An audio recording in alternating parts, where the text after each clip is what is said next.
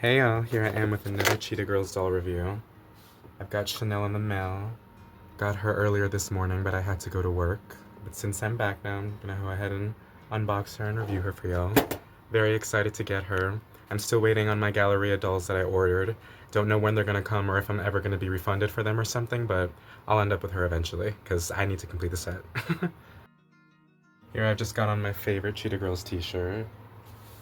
Literally love this photo shoot that they did. I used to have this picture on like a poster back in like 2008. I literally got it from like Five Below way back then. This shirt, funnily enough, is also from Five Below. So cunty, honestly. Here we've got Miss Chanel up close.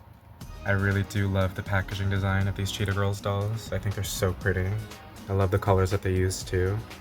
This specific Chanel that I got comes from the most like budget release that they did, because these Dorinda and Aqua dolls came from the fashion collection that came with second outfits, but this one was just the most budget ones that released back then. I do really like this Chanel doll. She was the main one that I would see out in stores all the time. I feel like stores just had like a lot stocked of her for some reason. But yeah, she's just got on this like cute little satin jacket that the rest of the girls come with, only hers is in a nice little like fuchsia pink.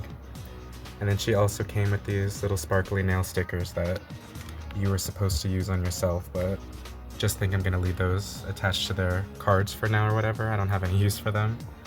And we have this really cunty picture of Miss Adrienne Bailon, Queen. Love her from 3LW too. She's got a great voice. Now, I think that this face sculpt, like, it definitely looks like her, for sure. I'm not gonna say that it doesn't look like her. It's still a very pretty face sculpt as well. I do think that these dolls over here don't really resemble their actresses that much, but this face sculpt kinda looks accurate to Adrienne in my opinion. Then we've got the little graphic of them just posing on the front of the box. These are by Play Along / Jack Specific. I can't tell if this little belt of hers is like dry rotting like the rest of the girls' belts, but if it is, I don't really care. Here we got the back of the box. We just got this really nice picture of all the girls.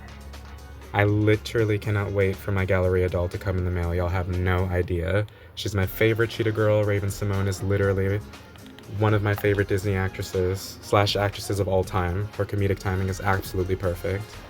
And that album that she released after Disney that nobody listened to except for me was also great. Anyways, cannot wait to get Miss Chanel out of the box. Sorry if you hear my neighbor's dog barking. Annoying as fuck, honestly. But yeah, next clip you should see her out of the box. Now, I did pay close to $40 for this doll new in box. These Cheetah Girls dolls are kind of rising in price right now, so if you've been thinking about getting them because you're like a fan or just want them or whatever, honestly get them now before they get so expensive in the future, just because of that like Disney license and like the celebrity like names tied to them. But yeah, I paid like close to $40 as well for these two, but together in a bundle, I thought that that was pretty reasonable. This one, on the other hand, I honestly just wanted a Chanel doll, one that didn't sing. The singing dolls were a lot cheaper because they're the most common, but like I said, I only wanted a standard doll who couldn't sing or talk or whatever the hell. And yeah, at least I was able to get her because, you know, you can still find listings of these dolls everywhere online from like searching in different like keywords and like search terms and stuff like that, but they are starting to rise a little bit in price, I will say, especially like the new in-box listings or whatever. So yeah, I would definitely snatch these up now while you can before the nostalgia of it all starts to kind of like raise the price of it a bit. Now, what I forgot to mention last time I was unpackaging or unboxing rather, the Dorinda and Aqua dolls. They do come, like all the old dolls used to come tied in the box, with these little like aluminum or like metal ties. These days, everything is kind of just held in by like a plastic little like thing or whatever the hell, but back then they were all kind of like either sewn in box / like tied. I will say that that packaging is such a beast to like unbox and stuff like that, just because unboxing Dorinda and Aquas and also you know, other Hannah Montana dolls and my Mitchie doll that I've gotten from this company, those boxes are very hard to open. I've nearly like sliced my hands open just on that really sharp cellophane plastic alone, so I hope people back then who ordered these dolls and got them had a much better time unboxing them, because oh my gosh, so much effort to get this 18-year-old doll out, but I literally don't care. Now here we've got Miss Chanel out of the box. I really do love this makeup. A lot of the makeup that this company like did for their dolls was like very saturated and high color too, like on the faces. Here she's just got some purplish eyeshadow on her lid with like some silvery shimmery eyeshadow on her brow bone. And like maybe like a light pinkish or lilac on like sort of the inner corners of her eyes. And then she's got like just a regular like baby pink like concealer lip, honestly. And yeah, she came with her little belt too as well. I kind of just took it off immediately though because it's cracking and there's no use for it anymore now that that material is kind of like aging and stuff. Here we have her little nail stickers. She comes with like 2 sheets of them, but I'm not going to be using them, of course. Now I will say that for a basic budget release doll that probably was supposed to cost under like $12 or like $15 back then, she comes with a lot of accessories and a lot of details on her clothing. Now a lot of the accessories used for the play-along dolls were kind of just like rehashings and like the same molds as the Hannah Montana accessories for those dolls, which was like kind of predictable, honestly. That line was the first one from play-along, like by Disney, to like basically get the princess treatment, so not really shocked or surprised that they used a bunch of Hannah's accessories for other dolls, especially these earrings, because one of my other Hannahs came with those. But yeah, just the detail on these like pants, or like I should say capris, like specifically, is just like insane. With like a little button up detailing at the side, and then these little like bangles that she comes with. Budget dolls really used to be much better back then. And like I know I always say that X, Y, and Z used to be so much better back then in every video, but like honestly some things did, especially when it comes to fashion dolls, or came to fashion dolls. We've got this brush that comes with every play-along doll that they released. And yeah, I think the Chanel doll is really pretty. I really like the blush on her face. I think these dolls are very of their time too, and they capture like the late 2010s like very well, or like the late 2000s rather. Because Cheetah Girls 2 came out in 2006, and then these dolls were released the following year, kind of just to coincide with the general merchandise line, because the girls were still going on tour and stuff. And yeah, I can see why they wanted to merchandise the Cheetah Girls just like Hannah Montana. I mean, it was a very popular property, and so many children like really resonated, and I'm sure they really wanted physical representations of their favorite characters. So yeah, I think this doll is really cool. And she was always like the character that I thought that I kind of looked like the most when I was a kid. Not like hair-wise, but like skin tone-wise. I could always identify with her and stuff like that. And I thought that that was very cool, growing up with her as like Latina representation. My Chanel doll over here didn't come with any like headset or microphone accessory like these two, which I kind of think is like a missed opportunity, because, you know, this doll is literally like made, you know, in the likeness of like a singer. So like you could have at least included a microphone instead of like whatever the hell this is, but that's just my opinion. These dolls look really, really nice standing next to each other too. I can't wait to have the full set. I'm not going to be putting my Adrian or my Aqua next to each other though, just because I know their actresses have beef IRL.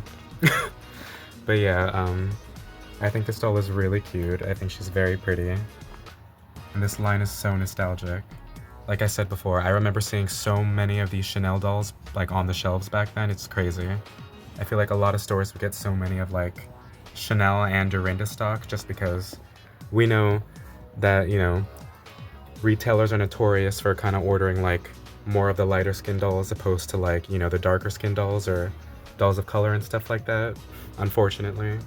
Same thing with Bratz. That's why Sasha's were so hard to find even in store back then. But yeah, I'm really glad that I have these dolls, and I cannot wait to complete the set, because I've been waiting for like weeks just to get all 4 of the dolls together so I could finally rewatch the second movie.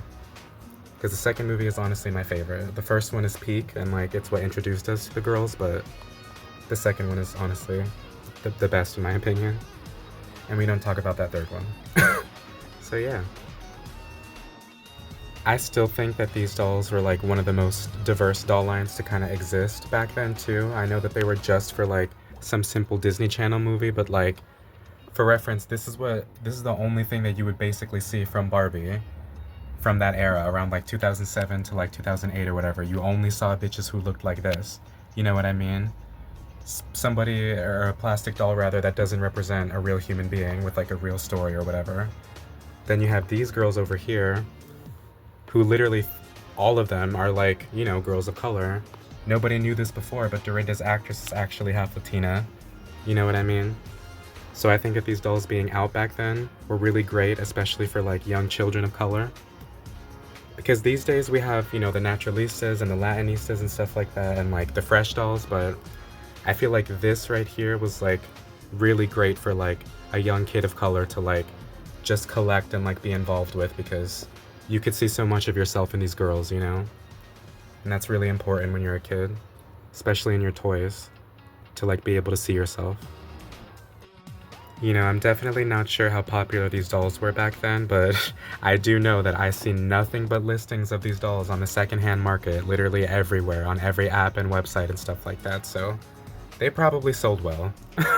Because let's be quite honest, scalpers, or rather price gougers, have always existed in the doll community, and every time I go onto eBay, I see nothing but like sometimes even hordes of these dolls selling for over $100 in box, you know, just because somebody clearly bought them up back in the day because it was a Disney celebrity release and thought it was going to be worth so much more in the future. And like, I certainly would not pay over $100 even for just one of them, but especially not the whole set, sorry. Bitches like me gotta eat, you know what I mean? I can't justify that. It's honestly really wild to me too that a lot of these dolls from like 07 are like basically 18 years old now, you know what I mean? I remember seeing somebody on like an Instagram reel the other day like get a Hannah Montana doll inbox and basically was just like, yeah, I'm not opening that up, that thing is 18 years old. And I'm like, you know, y'all do whatever you want with your collections, but personally I don't see the point in leaving anything or a lot of things in box, especially like just because it's like old or whatever, because you know, I've seen a lot of inbox dolls even like in person at like thrift stores or whatever, or just sold online, and you can literally tell that those dolls are like decomposing and deteriorating in box just because they were never exposed to the elements. Or any time I've ever unboxed like a nostalgic doll or like an older doll that came out like in the early 2000s, sometimes they come out of box a little sticky, very dusty too, just because, you know, if they're not exposed to the elements, they're going to start to decompose and rot and stuff like that, depending on like what kind of plastic was used and what kind of materials and stuff like that. But yeah, I'm definitely not an inbox collector by any means, and I would not hesitate to unbox even like a fucking like 25 to like 50 or however year old doll. Like I would do that shit in a heartbeat. You know what I mean? So like, y'all do you, but I'm gonna enjoy my out-of-box dollies like they were meant to be enjoyed. Hope you guys enjoyed that little Cheetah Girls doll unboxing / review. I'm very, very ecstatic to finally have the Chanel doll in my possession. And yeah, let me know if you guys also collect the Cheetah Girls dolls or are trying to get into collecting Disney dolls and stuff like that. And yeah, see you in the next video. Bye, yo!